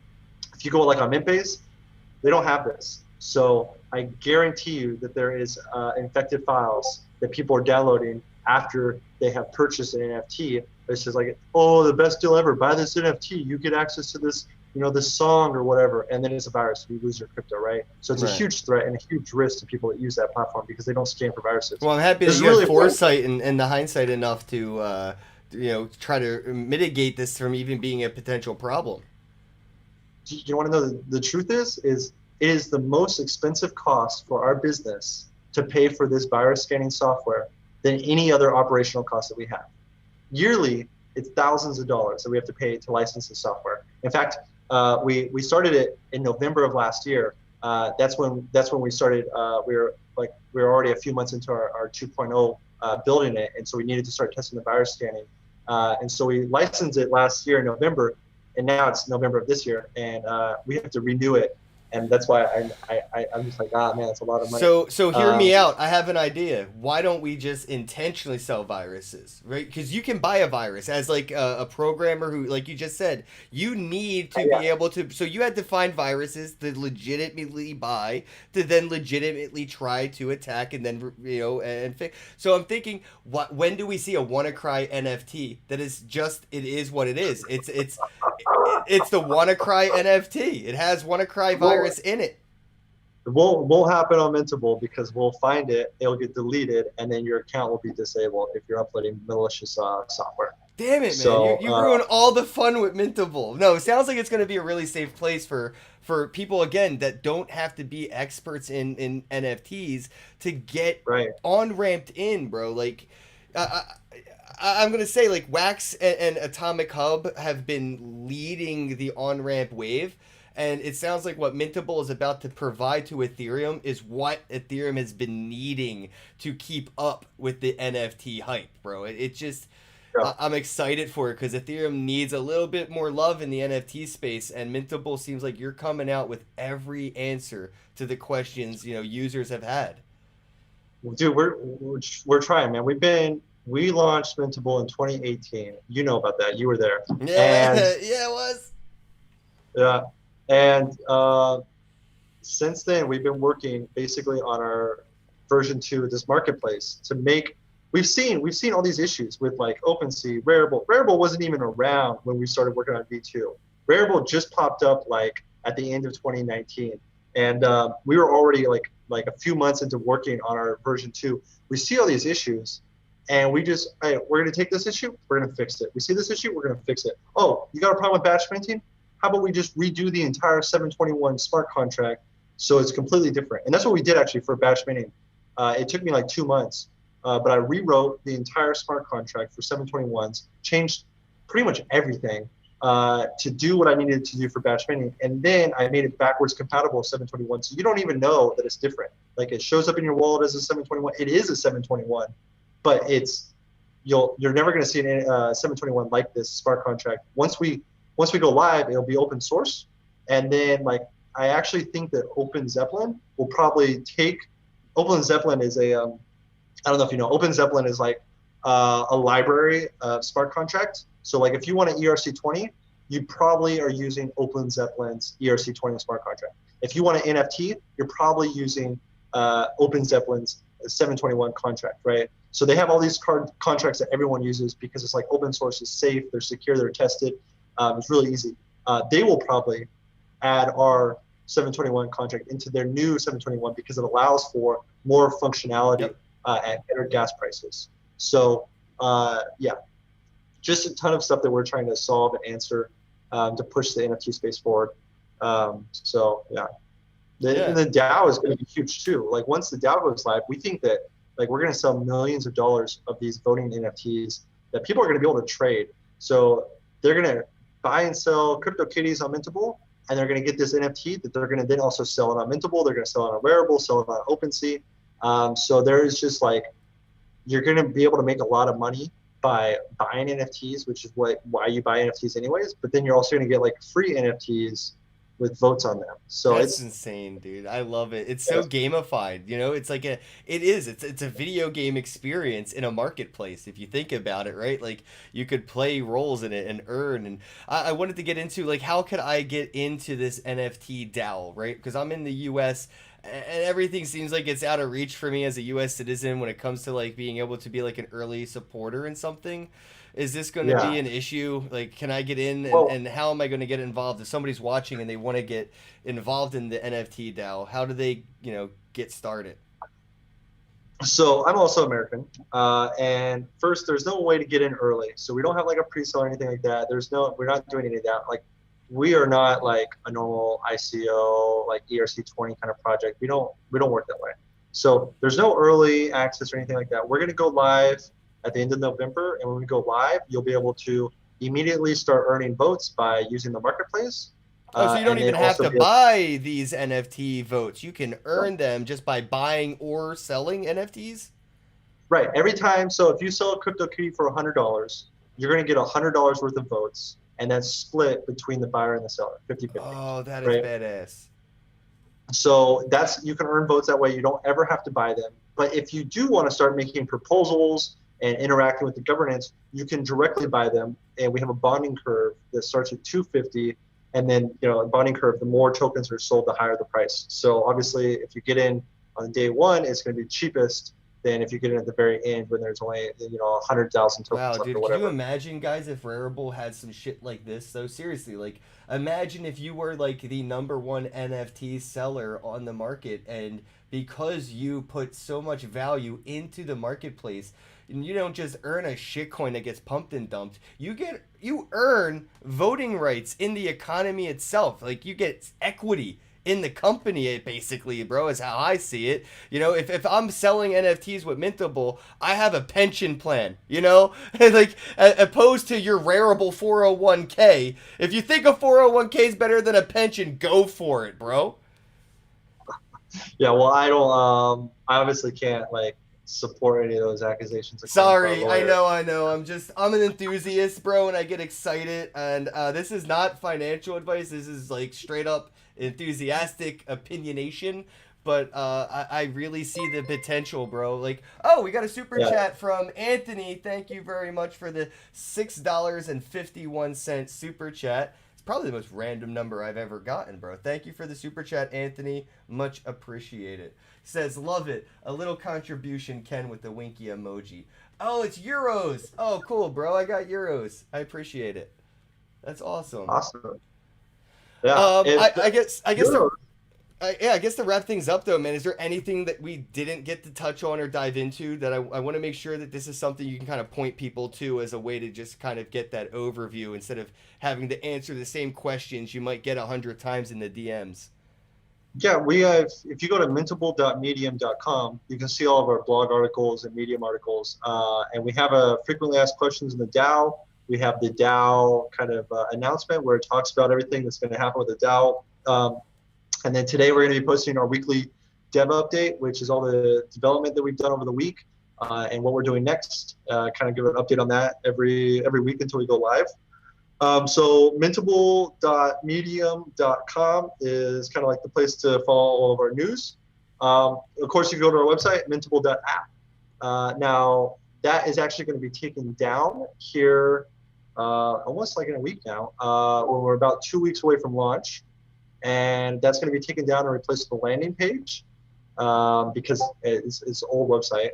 That's our old version.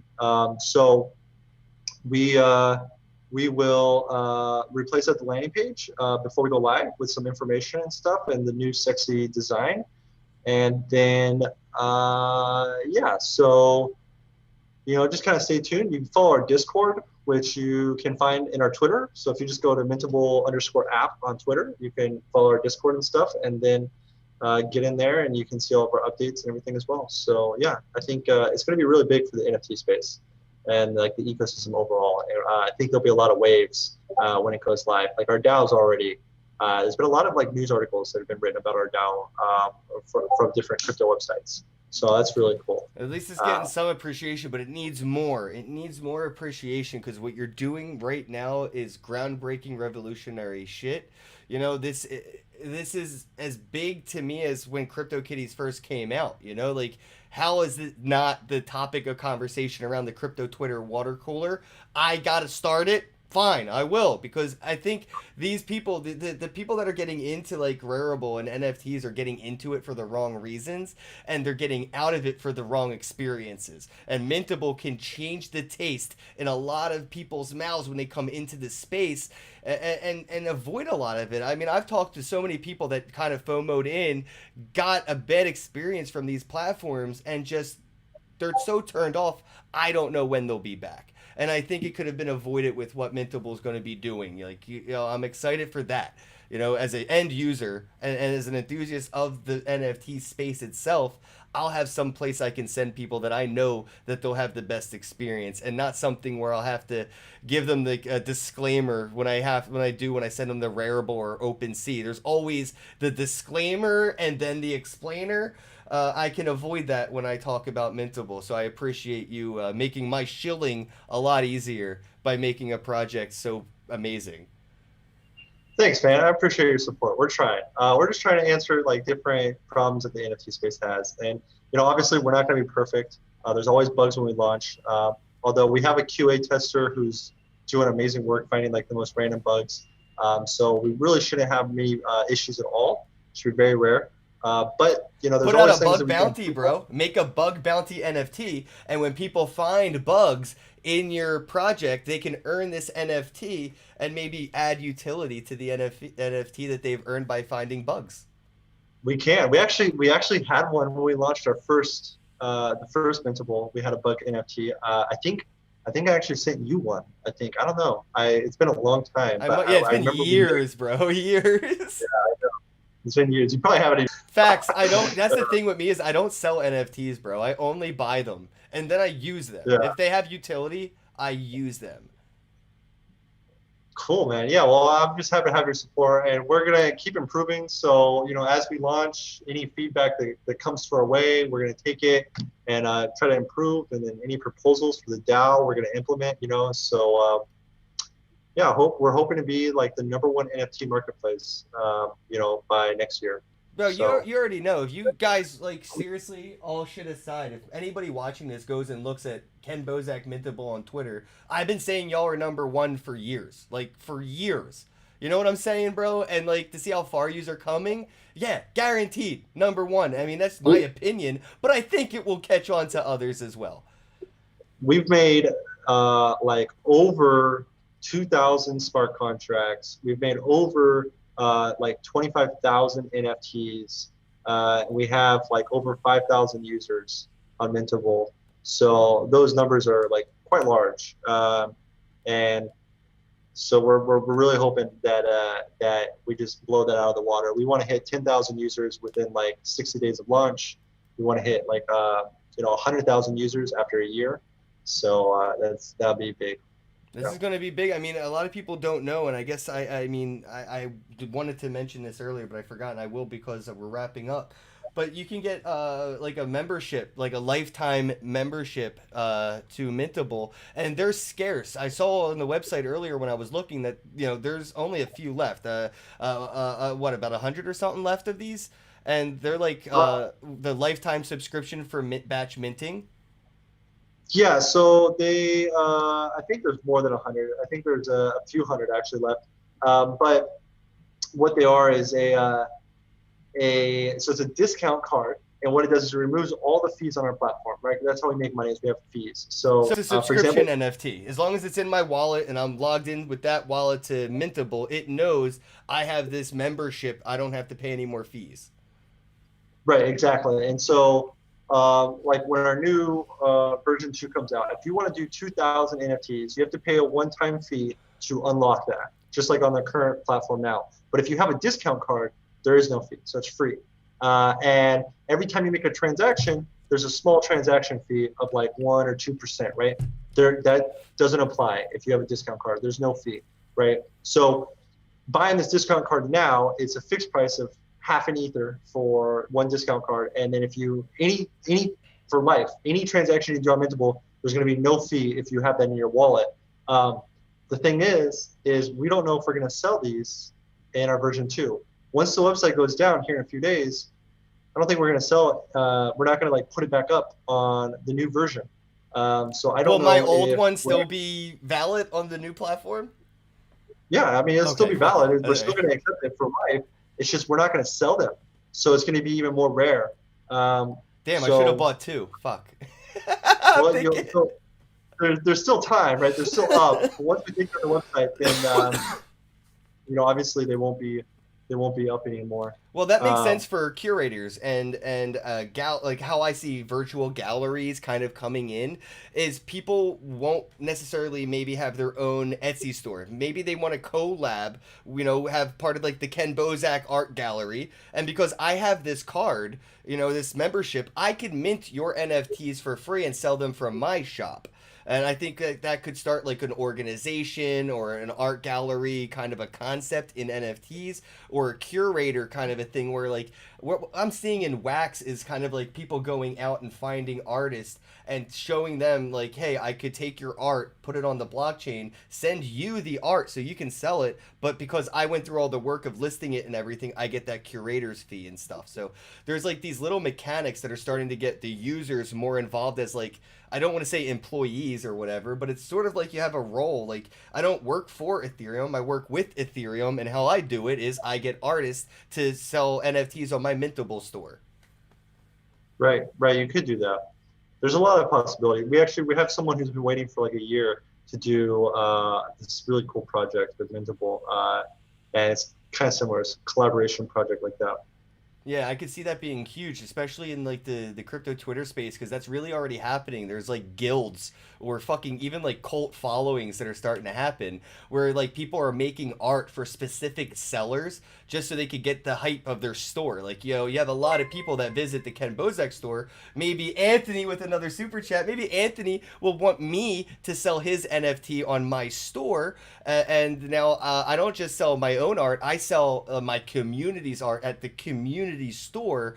And I think what would be really cool is the way I'll earn the NFT for the DAO with doing this is the sharding of that. Like there'll be communities behind NFTs that have votes. So like how I sharded the Nifty box, I could see somebody like having a group behind a store, and the sales from that store give you the NFT for voting rights to the DAO, and multiple people having one vote right. So like now it's even more of a decentralized DAO if you really think about it. Right. Yeah, and that's going to happen. There's already a lot of like actual art galleries or like art collectors reach out to us, and they want to do exactly that. They're kind of like a middleman or an agent, where they're like, we're going to get the artist's work, we're going to mint them all under our store and sell them under our store, but we represent all these artists or How whatever. much is one of your cards? I think somebody asked, and I said I'm sold out of my cards. But how much would one of these lifetime? It's 0.5 ether, right? That's fixed. Yeah, fixed price, always zero point 0.5 ether. Damn, So it was a lot cheaper to buy one a couple weeks ago. yeah, Shit, yeah, even it about a was. week ago. Well, I I mean, remember it's the same talking price. to you a couple days ago, and I told you, wait 24 fucking hours. And what happened 24 fucking hours later, bro? ETH broke out. Yeah, man. I'm excited. I'm excited for Ethan, like ETH 2.0. I think that like we're easily gonna see 800. Dude, if you look at the Bitcoin charts, like Bitcoin is almost it's closed the monthly candle higher than ever before. So it's like huge news. That's really bullish. So like we're just at the beginning of 2017 when it was like just straight up shot. Like we're right there. Yep. And I think we'll probably hit 30, 35,000, maybe even 40,000 on a wick for Bitcoin. Yep. And then I'm with it. of course for ETH, it might be $2,000 for ETH, which would be amazing. It'd be really Well, with the way these new smart contracts for 2.0 came out and the way it came out, bro, it's going to be a slow but inevitable increase in the value of Ethereum due to the utility yeah, behind the everything's coin, going to be blocked up. unfortunately. There's Yep. going to be less ether in circulation, and And the hopefully more it's a we keep lot. wrapping Bitcoin on Ethereum as well, bro, more Bitcoin on Ethereum than in Lightning. Come on, bro. Like, Ethereum's getting a Lightning, lot of love, but people aren't seeing it. And it's just one of those, like, obvious. It's just as obvious as it was in 2017. You know what I mean? When I saw the ICOs building on Ethereum, I was like, do you know how much millions of dollars they're throwing into Ethereum every day for each individual ICO? The NFT space is doing it again. We're seeing yeah, it, and I'm loving it personally, dude. I think with what NFTs are providing, it locks up Ethereum. It makes Ethereum more useful. You got to take your Ethereum and do something with it, and I think that's where Bitcoin right now kind of sits on the sideline as that speculative vehicle. All you really do with it is speculate. But with Ethereum, with everything is with these ICOs, the DeFi's, the DEXs, the NFTs, all of it is adding more utility, what you can do with your Ethereum, other than just speculate. A lot of it's getting taken out of the economy and burned for utility, and it ain't coming back. yeah, yeah. That's honestly, I'm super bullish on ETH. Oh, you I've have been to for be, years. bro. You're mintable, bro. You have to be, and I respect that. But I'm a realist. I tell you, if you're fucking, you're on to something or not, and I think you really are on to something. Mintable has had my support, dude, from day one, and you will continue to have it because I have the faith in you guys, and I see it. I get it, and I can't wait for everybody to kind of like have that aha moment when they visit Mintable.app and they see how it separates and raises the bar from platforms like OpenSea and Rarible. I think what Mintable is doing is going to set a new standard. Like you said, that ERC 721 contract that Zeppelin may host it'll set an interoperability standard, so I could see these features in my MetaMask wallet or my Trust wallet as well. That these NFTs that are built on Mintable. So if they have a private file in it due to interoperability and everything, I could see it on Mintable, or I could see it on MetaMask or Trust Wallet or something. And a lot of these platforms don't do that. They don't even want to do that. Like Rarible has no desire to have those links viewable in your MetaMask wallet or in your Trust wallet. They want you to go to the centralized sales point that is Rarible. It's so centralized that it's kind of the antithesis of NFTs, in my opinion. And what you are doing is the complete opposite, and I fucking love that we have the yin and the yang, so we could see which ones are going to work or not. And my money's on you guys. I'm going to wrap things up here, bro. Let people know they can go to Mintable.app today to check it out. And if you get one of those membership cards, let me know, because I would like to start like a gang of like Mintable members. And then we have like this godlike ability to manifest NFTs out of thin air for free on the network. I think if we could get a guild of us members together, bro, we could do some serious financial damage to our portfolios. Yeah. That's awesome, man. And just wait till the end of November for our version 2 to go live with the marketplace and everything. Right now, you go on Mintable.app. It's the old version, just a creator tool, just to make NFTs, no marketplace. Honestly, I would just wait another few weeks, and you'll have all the new functionalities of V2. So if you're planning on making an NFT, just wait a little bit, and you're gonna have a lot more flexibility once our V2 comes out, and it'll be a lot better. Just don't wait on the memberships, because they might not fucking be there, okay? They might not, so don't wait on that. That is, I want to highlight that fact because I have one, and I don't want people to be like part of the have-not gang, like I tried to keep it a secret. I don't have to pay those batch minting fees, okay? Like, I got God mode turned on. And for 0.5 ETH, you can have God mode turned on Mintable for you, too. And that's really big, actually. It's really big support for us if you do buy those discount cards. So, like, it's good for you. You make a lot of money, actually. If you, like, you save money if you do that. In terms of batch minting costs, if you want to make 50 NFTs and you have to submit a transaction, each time you're going to spend a lot more than what it would cost just to buy the discount card itself and then get batch minting for free. So you'll save money over time, and then the half an ETH helps support us, which has been really helpful. And they're transferable, right? They're NFTs. So if I don't want to work with Mintable anymore and I tap out of the NFT game, I could just list this membership card, this discount code card on, Mintable or OpenSea or whatever, and just, maybe turn a profit. Right, exactly. You can. And there's some for sale, actually, that you can even find.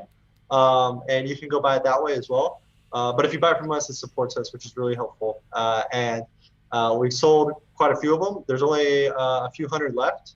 They give you a 100% discount. So, yeah, you should swoop them up, because if when we launch, they might not be around. We don't know if we're going to put them back up. Well, I tell you, we're not going to put them up, at least for the first while, unless there's some real reason for us to put it back up. We're probably not going to include them back up. So you might only be able to buy them in secondary market.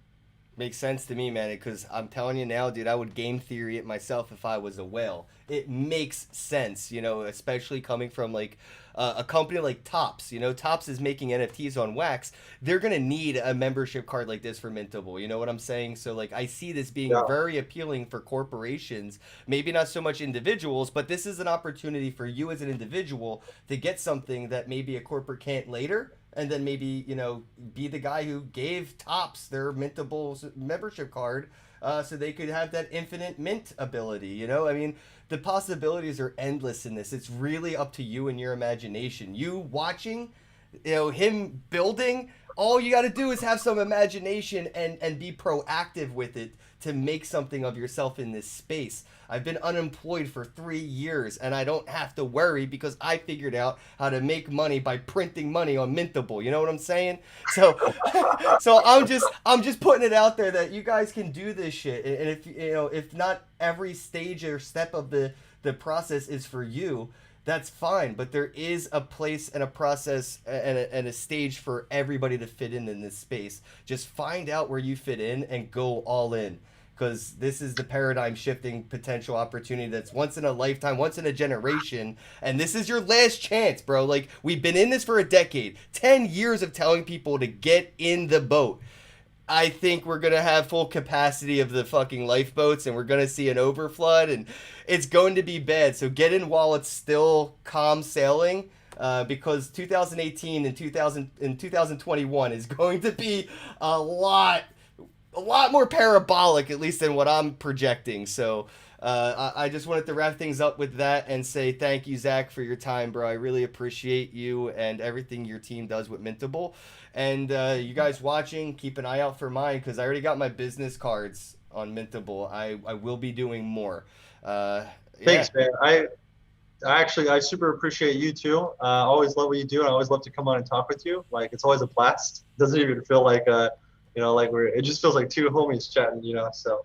That's the vibe I strive for, bro. I strive for the vibe of, like, let's just fireside chat and just try to have, like, somewhat of an organized agenda in the conversation. Let's not go too far off script, but I just try to keep it like a conversation with, just my bros and hope it works out as far as like marketing material goes. But it's definitely not like the first process is like, oh, I got to show Mintable because Zach's on. It's like, I'm going to have an awesome chat with Zach and learn a whole bunch about Mintable. It's so exciting. So this is medicinal for me. I thank you, and I can't thank you enough.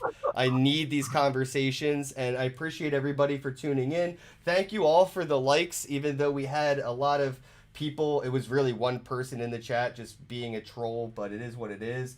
Anthony, thank you so much for the super chats. I really appreciate it, and I hope you get yourself one of those membership cards. He asked in the chat how much, and it's 0.5 ETH. Again, Dinesh Crypto, Fader, Sergio, PFC Wells, my trolls as well, everybody, Comp Space, thank you for tuning in. And you know the deal as always. Have a day. Bye.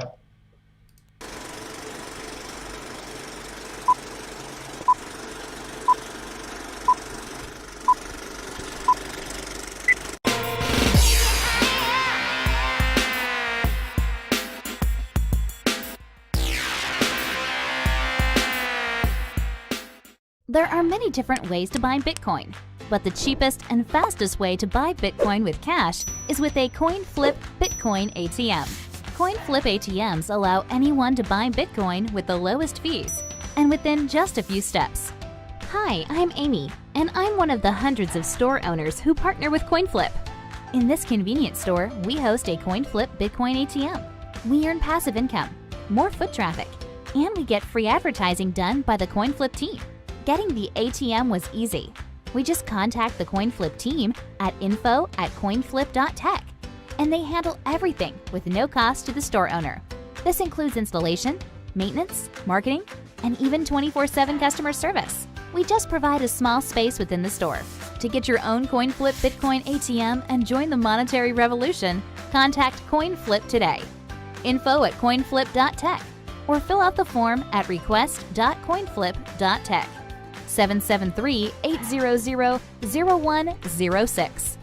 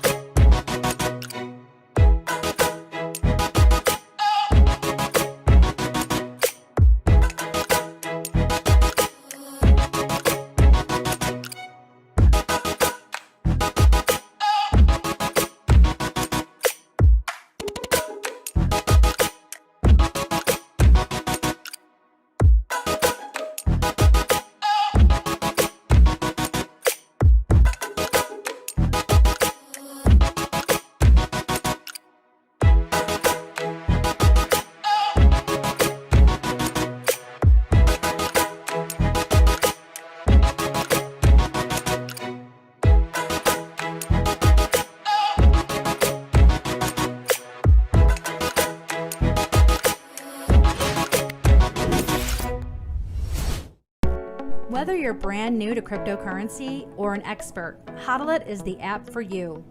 Are you tired of dealing with the exchanges, their unreliability, and high fees? Welcome to the new cryptocurrency standard.